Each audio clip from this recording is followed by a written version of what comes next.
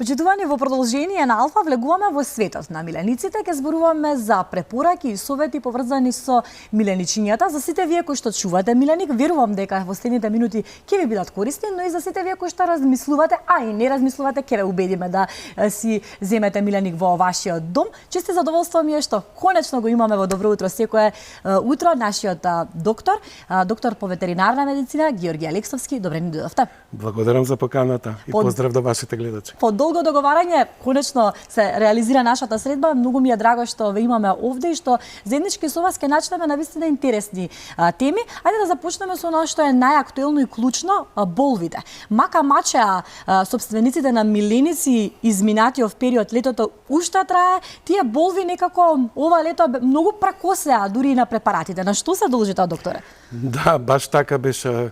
Еве, конечно малце испласна таа инвазија, еве и времето почна да се подсмирува малце. Факт е дека топлото и суво време придонесуваат да болвите масовно на нивната масовна инвазија.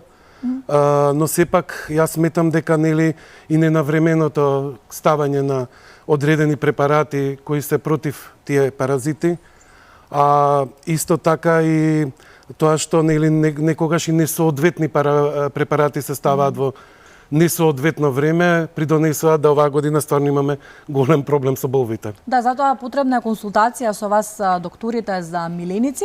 Потребно е да се праша, не на своја рака, да се прави исто како кај човекот, така и кај животните треба да се. Секогаш јас тој совет го давам. Консултирајте се со вашиот ветеринар пред да користите било каков препарат во врска против болвите и крлежите, да ги спомнеме тука. Така, ќе зборуваме и за крлежите, би сакала да позборуваме малку за препаратите. Кои се тие, да речеме, препарати кои што листа на препарати кои што можеме да ги користиме? Мислите кој е најсоодветен, кој најдобро одговара? Кој е најсоодветен? Да, која е листата, колку видови има и кој е најсоодветниот? Вака, тоа прашање постојано ми го поставуваат. Кој е идеалниот препарат, кој е најдобриот препарат, кој може 100% да гарантира. Јас би рекол дека во Македонија постојат голем број на препарати и генерално сите во однос на својата намена функционираат. Сепак, кога се користи препарат било кој, треба да се консултира ветеринарот, односно стручното лице што ви го продава, за да имате потполна заштита. Јас, например, лично, да речеме, преферирам да се користат, например, во тие месеци од мај до октомври, да се користат двојна заштита, но сепак, пак ќе кажам, треба да се разговара со ветеринарот, да ви даде совет како најдобро да го заштитите своето животно. Што значи двојна заштита? Двојна заштита е, да речеме, например, ампула и каишка. Едното штити против едно, другото против друго, за да добиете комплетна заштита. Секој ветеринар си има свој начин како да го спроведе тој метод. Ги споменавме крлежите, на актуелно прашање, на вистина за жал и немил случај имавме со крлежите неудобно. Да позборуваме околу крлежите и начинот како да се однесуваме со крлежите, како да се справиме со нив и како да ги спасиме нашите миленици. Факт е дека крлежите знаат да пренесат голем број крвни паразити и кај животните и кај човекот и дека тие знаат да предизвикаат сериозни последици на здравјето на животното и на здравјето на човекот. Мислам, многу сериозни последици, некогаш и фатални. Затоа, пак ќе кажам, мој совет е да се користат, репелентни средства, за да ги бркаат крлежите, а во исто време да се користат инсектицидни средства. Сепак, крлежите се составен дел од летото и од тие масовни инвазии со паразити. И мој совет е, навремено и соодветно користење на тие препарати. Кој е најсоодветното време, кој е најсоодветниот период или сезона за да се одлучиме да земеме миленик? Постои ли такво правило? Да бидам искрен со вас, од моје искуство, најчесто луѓето земаат, како се вика, миленици, или кога ќе заврши школската година, или децата поминале добро, награда, кученце, маченце, или како се вика на почетокот на школската година. Тоа се најчести периоди. За мене сметам дека не е битно кој е периодот од годината. Мој совет е, треба да бидеме добро информирани, што земаме, како земаме и дали имаме услови за да му овозможиме убав живот на нашиот миленик.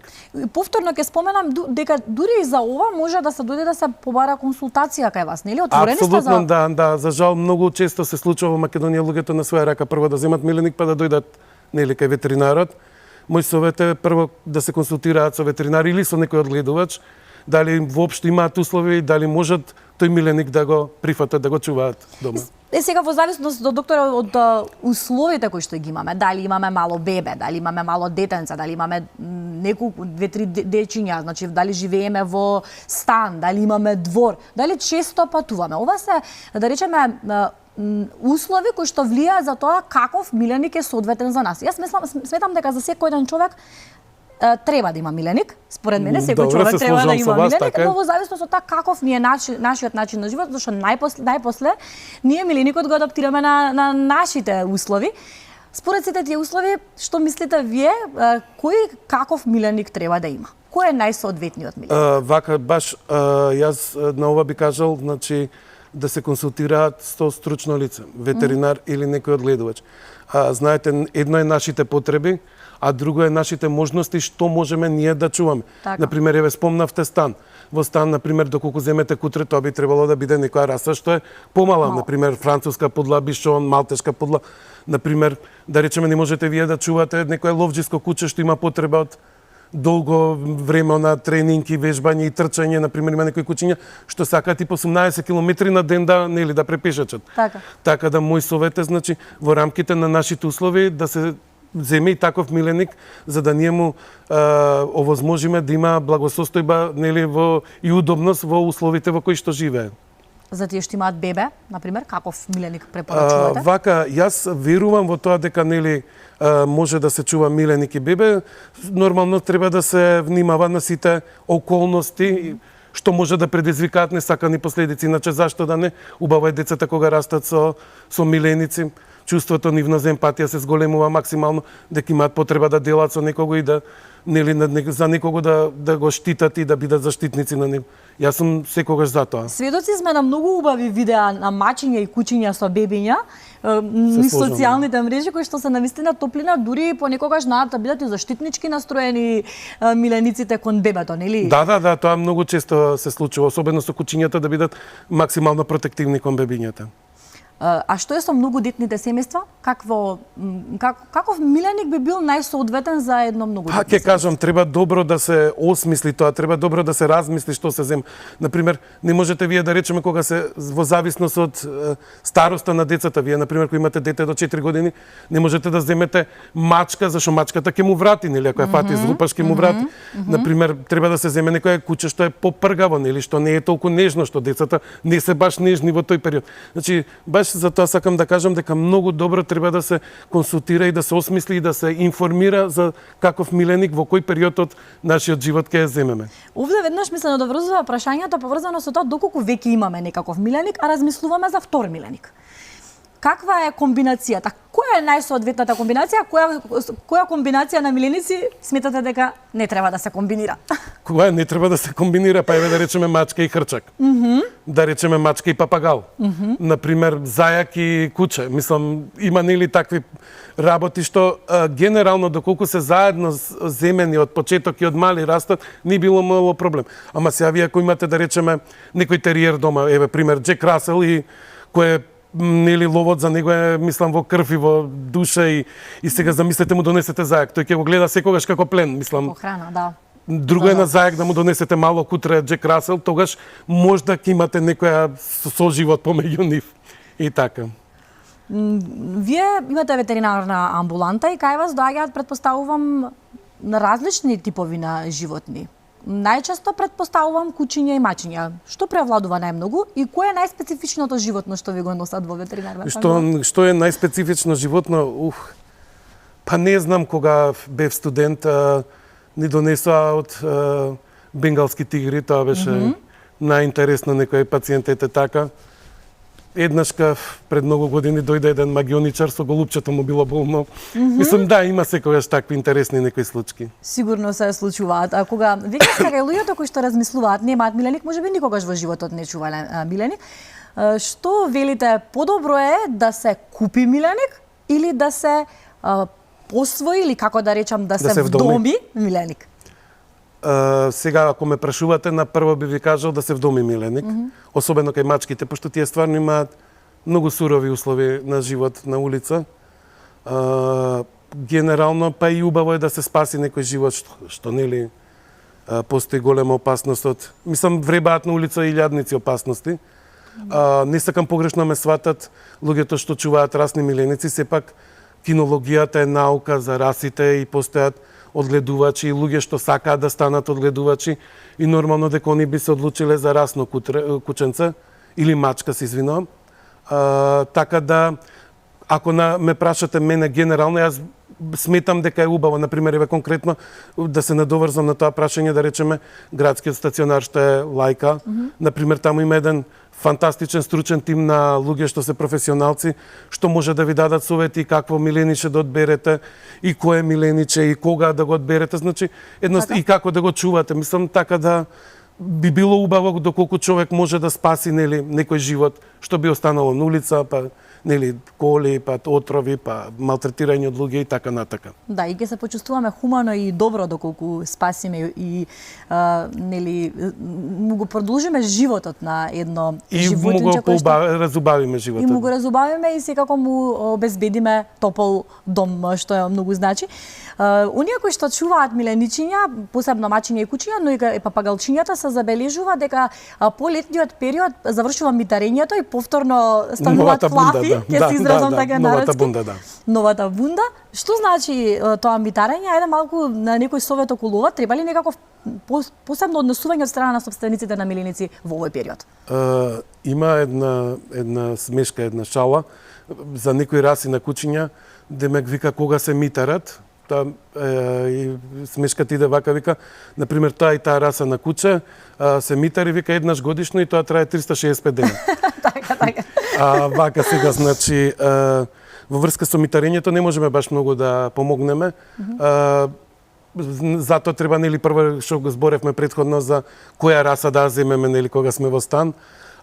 Единствен совет што можем да дадаме често чешлање, давање поголем број на витамини, чување на крзното од разни паразити и некои метаболистички проблеми што би можеле да се јават кај кучето и генерално поздраво влакно, помалце се митари. Освен кај оние нормално раси што нели имаат и подвлакно и што нели пореметено митарење се јавува кај нив, постојат и голем број на козметичари што се справуваат со тие проблеми, ги шишаат кучињата, ги кратат влакната и така натака. Мој совет е дека нели треба и со нив да се консултираат, затоа што сепак гледам дека има некои резултати во поново време и со тоа. Да, очигледно поголема нега е потребно и така, во овој период. Да се, значи, влакното што побрзо да падне и што во пократок рок. Мислам, така, тоа умрено влакно што треба да се смени. Така, регенерација предпоставувам на влакната. Впрочем, луѓето кои што имаат животни, мака мачати со влакната по дома, па затоа сакав да го поставам ова прашање за да можат да си го решат и тој проблем на секојдневно чистење. Понекогаш не можеме ни да се справиме со тие влакна. Мачките, чувајќи ги дома, знаат да бидат опасни кога се работи за уништување на мебел. Да, одни се шампиони. Како да се справиме доктор? Па добре, глувците знаат и зајците знаат, секој животно знаете. Јас би сакал да кажам тука дека кога ќе земете дома миленик, независно што е дали е куче, маче, не знам, папагал, зајак, хрчак, хамстер, заморец, значи вие треба да сватите дека имате живо животно дома. Значи тоа живо животно ги има сите оние биолошки потреби исто како и луѓето, значи не знаете, она ќе го видам од слика, сакам да бидам нели популарен, фенси и ќе земам животно само колку да нели да се покажам колку е скапо и колку е ретко тоа што сум го земал. Знаете, они имаат секакви потреби. Знаете, кој ќе дојат дома, леле ми искина ова, па се лигавело, па не знам, тука си скакало, се измочало. Значи тоа се работи што треба да бидете спремни и да сватите пред да земете животно дома. Затоа што сепак не е убаво, нели, сега го земам животно, па леле сега што да му правам, па ова ми направи, па после животно да заврши на едно место, па на второ место. Тоа е голем стрес и траума за секое животно. Ја поставивме општа темата во светот на милениците за да расфрлиме буквално различни теми за дискусија. Овде би сакала да ве прашам и околу покастрацијата. Еве конкретно ќе споделам со гледачите, токму мојот миленик го донесов кај вас, го кастриравме маченцето од Тео и вие ми рековте никако да не користам храна која годе. Туку треба да внимаваме на храната која што му ја купуваме, односно да биде специјално за кастрирани мачки, така? Да, така беше, да. Малкумина го знаат ова, докторе. Повторно продолжуваат можеби да купуваат храна која што пишува храна за мачиња. Добро, видете, сепак тука секој производ свој си нуди известни нутритивни материи што нели се потребни за едно животно. Ние како ветеринари даваме совети, значи не е само како се вика храната за опасно за животното, туку ако е на пример кога животното ќе престанат хормоните да работат со стерилизацијата, животните знаат да се дебелат, несоодветно да се развиваат во телото, доколку се користат, нели, пошто енергетската потреба на различни категории на животни е различна. Затоа, како се вика, и постојат тие категории на храни за животните. Да. Имам уште 5 минути простор. Јас би ги отворила и телефонските на линии, ќе ги замолам од режија доколку можат, бидејќи доколку некој не следи во моментот да има некоја конкретно прашање поврзано со миленичето, нешто што сакаат да го прашаат докторот, нешто што ве мачи, нешто што можеби се прашувате како да постапите. Еве ви можност, ќе ги отвориме телефонските линии на Алфа телевизија. Добре дојдени сте да ни се приклучите во разговорот, а јас во контекст додека го чекаме нашиот гледач, ќе ве прашам, докторе, околу папагалите.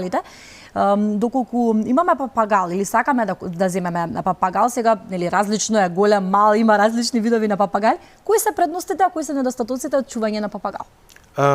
Извинете, во смисол мислиме амбиентални услови на животното, така, или за нас? За амбиентални, за животното. Сега зборуваме за милениците, во светот на милениците сме, за нив. Вака сега, факт е дека папагалите во последно време се многу актуелни како домашни миленици, како птици. Порано папагалите се чуваа по-мал број на врсти на папагали, најчести беа тигриците и некои други папагали, например ара папагалот, од секојаш бил актуелен. Во денешно време луѓето, нели, со интернетот и со сите информации што ги имаат, купуваат голем број на различни папагали што претходно не сме имале ние искуство тука со тие папагали. Папагалите се, мислам, факт е многу интересни за интересни птици и они, како се вика, знаат да нели да не развеселат и да не направат да ни биде интересно по дома. Некои од нив знаат и да емитираат и зборови, и звуци и така натака. Генерално папагалите се животни кои што кога ќе ги земеме дома, доколку не се од мали растени со нас, се животни кои живеат во заробеништо, што се вика, значи во кафес. И релативно знаат некои од нив да имаат многу слаб имунитет. Затоа тематиката со папагалите е мощно сложена и сепак тука треба да се, кога одлучуваме да купиме некоја поекзотична врста на папагал, треба да се консултирате со одгледувачот, прво за да ги обезбедите неговите сите амбиентални услови што он климатски би ги посакувал, заради тоа што сепак тие потекнуваат од тропски краишта. Така. Значи не може да трпат ладно време, не можат премногу топло и така натака. Второ, значи, која е најсоодветна исхрана за нив, затоа што сепак секој папагал нели си има свој начин на исхрана. Така. И трето, нели, болестите кои што би можел папагалот да ги добие во, како се вика, во нашите услови, нели, пошто ние имаме тука различни бактерии, различни паразити, него, например, од местото кај што потекнуваат. Доколку со тие папагали што се изведени тука во Македонија и се чувани тука, малце е полесно, но сепак папагалите, зборам за оние екзотичните, е малце по-комплицирано нивното чување, затоа секогаш информирајте се пред да земете таков миленик. Очигледно е она што можеме. Дали од режија ми јавува дека имаме гледач само? Така, добро утро, повелете.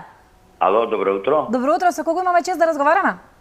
Николче Петриче Кичува, поздрав до Алфа телевизија, господјо, поздрав до вас и посебно до гостинот. Благодарам. Повелете, имате ли прашање? Имам едно прашање вака. Миленик сум на мачиња, кучки антиработи. Имав една мачка ангорка, ми роди 5 мачиња, од кои 2 ги дадов 3 уствари, 2 остави за мене. Ги хранев со млеко и храна, како што кажа докторот, купешка, пошто не можеа да ја јадат, во вода им е мокрев, така јадеа, израстаа, машала. Добри се све, само мајка им нешто 2 дена беше остатна и дојде како во окото малку нападната ќора, не знам како што таму, слабо јаде сега, тоа не знам зошто како, али сепак сака да прашам докторот, кој начин и кој средство нормално како животинче има добиено боли. Како да ги заштитам, а да не се отрујат тие, да немат отров за нив. Тоа е прашањето. Добро, благодарам. Ќе го добиете во Добро, продолжение ја. одговорот. Добро. Го исклуча се. Дали сте се уште тука? Извинете, господине, мачињата колку се стари?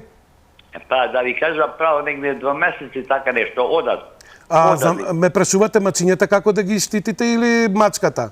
Мачињата како да ги заштитам од боли, Добро, благодарам за прашање. така, фала многу, која е работата, која е Вака, да не се Повторно се отрујат. враќаме на почетокот. Благодарам, господине, бидете со нас, ќе го слушнете Вака сега одговорот. мачињата се чим се над 2 месеци, 90% од препаратите што се користат за за убивање на болвите, односно за истребување на болвите, може да функционираат кај нив. Сега не сакам да навлегувам многу во кој препарат како, сепак доволно е да се консултира со ветеринарот и ќе најдат чим се више толку возрастни мачињата, слободно може да се користат повеќето од препаратите, чим се над 2 месеци. Уште за самиот крај, дали чувате вие миленик? Дали чувам колку миленици ме праша? Миленици во множина, значи. Многу се. Одлично. Следниот пат се надеваме дека ќе донесете еден миленик во нашето студио да ни направи тука малце весело и забавно. Ви благодарам многу што бевте заедно Ви со нас. благодарам што ме поканивте.